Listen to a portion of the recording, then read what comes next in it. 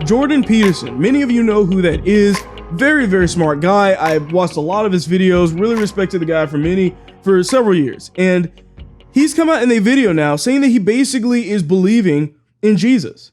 But the thing is the deeper you go into biology, the more it shades into something that appears to be religious, because you start analyzing the fundamental structure of the psyche itself. And it becomes something,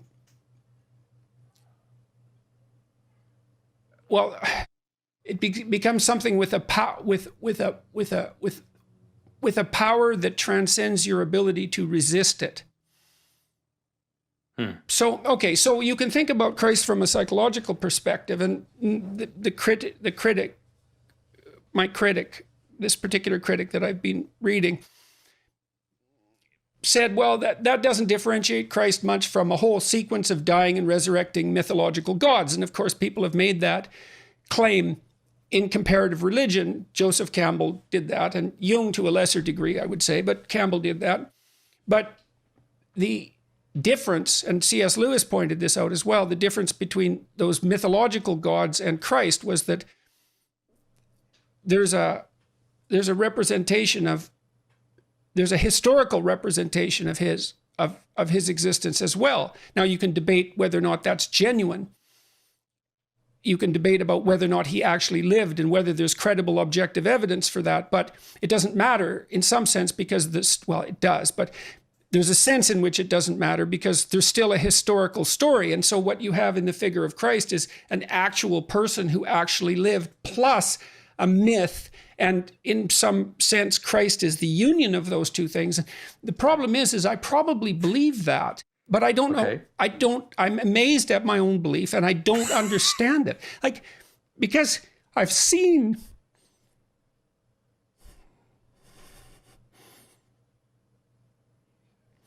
sometimes the objective world and the narrative world touch.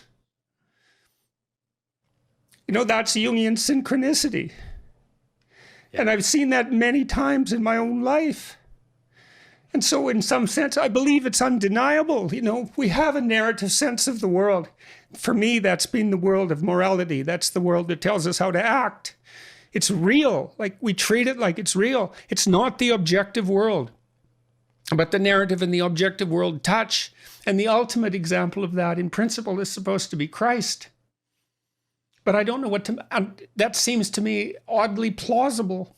Yeah. But I still don't know what to make of it.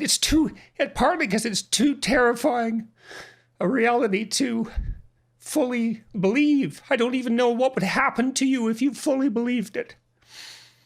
If you believed in the story of Christ, or if you believed that history and let's say the narrative meet, let's both, say. I think because when you believe that, you buy both those stories. You believe that the narrative and the objective can actually touch.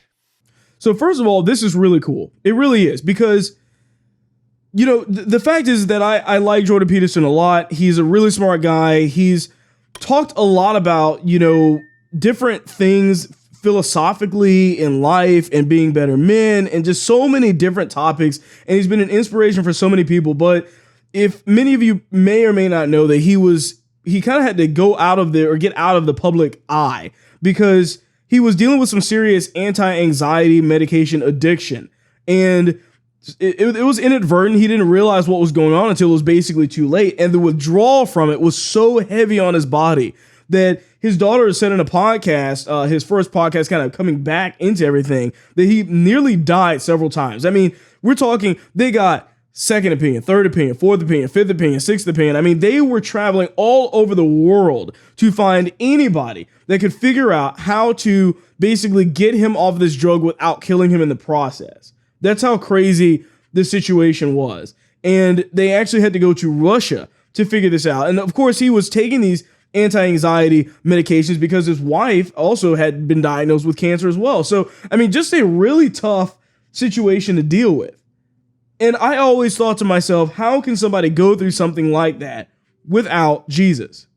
And I just thought to myself, he would have so much of a better life if he truly believed in Jesus and truly understood that, because that's the only way that he's going to be able to really move forward after this. How are you going to sustain yourself, you know? And after hearing what he went through and everything like that, it's really cool to see this clip where he's talking about this. Of course, he's doing that in his normal philosophical manner.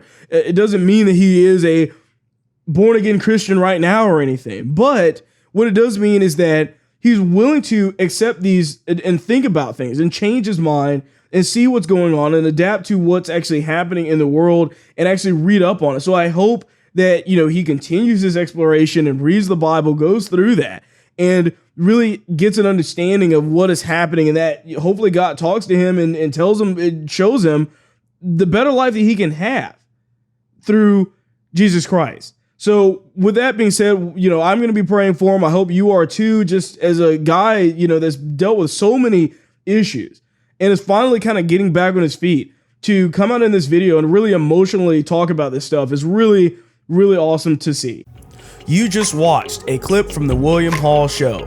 Please remember to like, share, and subscribe.